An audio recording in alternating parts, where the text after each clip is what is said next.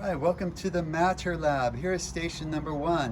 What I want you to do is to classify each one of these substances as an element, compound, homogeneous, or heterogeneous.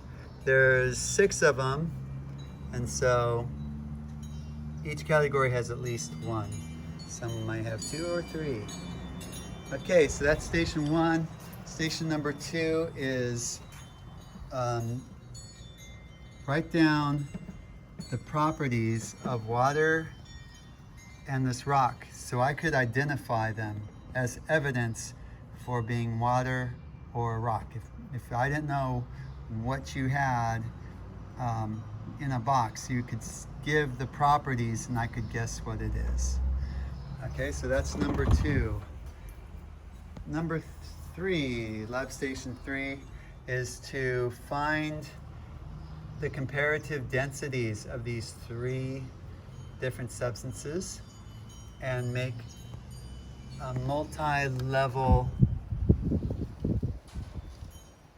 test tube showing all the 4 different substances as they stack up due to their densities. And there's some pencils here so you can color in your drawing. So all you do is you put in one of these pipettes into the tube and do it real slow. Put slow going down the side. Okay, so that's station 3. Station 4 is all about viscosity. This is high viscosity, this is low. What I have here is some hand sanitizer, and if you turn it upside down, you can see that's highly viscous and it's going down slow. So I want you to time it with the stopwatch and then do it for water, which has a very low viscosity. It's pretty hard to do. It's so fast. Low viscosity, high viscosity, and that's lab station number 4. Okay, lab station number 5 is over here. This is concerning the properties of solubility. And so solubility is the ability of a substance to dissolve in a solvent, such as water.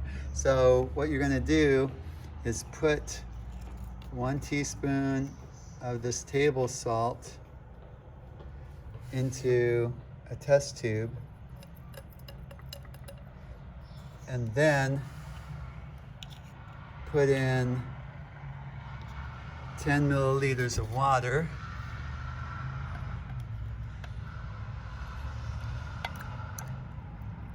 Oh, okay. I got a little too much, and so I'm going to use this pipette here to take out the water, so it's just going to be 10. There we go. Okay, see that little line there? It looks like a smile. The very bottom of that line is called the meniscus. So you make that meniscus right at the 10 and use that with the pipette. And so you put this now in here. And you're going to shake it 10 times. So you can see it's there. Shake it 10 times. 1, 2, 3, 4, 6, 7, 8, 9, 10. Is there still... Oh, it's kind of dirty. We're going to have to clean it. But if you see grains of the salt still there, mark down 1 on your table. So do 1 tally, boom, like that.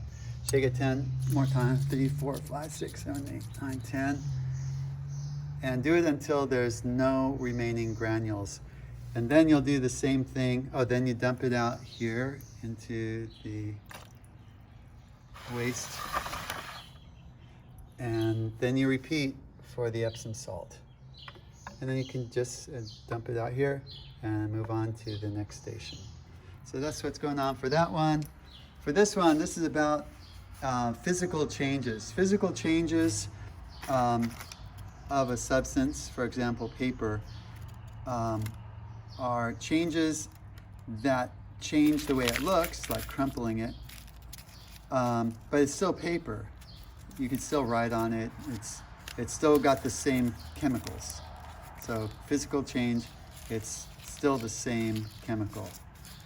Okay, and so write as many things as you can that change the physical properties. And this is number 7. This is finding 2 ways to get the volume. So we're going to find the volume of this block 2 different ways. One is by multiplying width times depth times height, and you multiply that.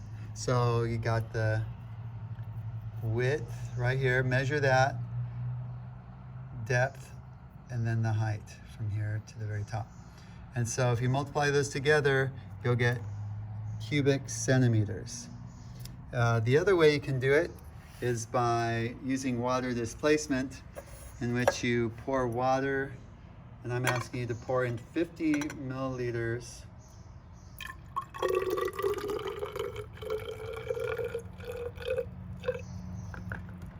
okay, and that's a little bit less. So what we can do is get some water here, and we'll add it until it gets up to 50.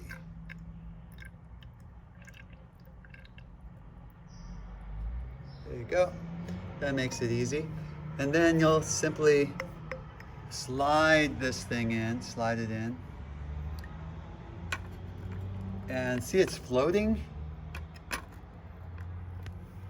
You can use your pipette to push it down, and then you measure what the measurement is, okay?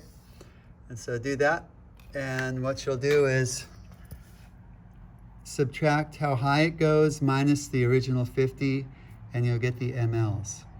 And so if you do it right, this number of centimeters, cubic centimeters, should be the same as milliliters.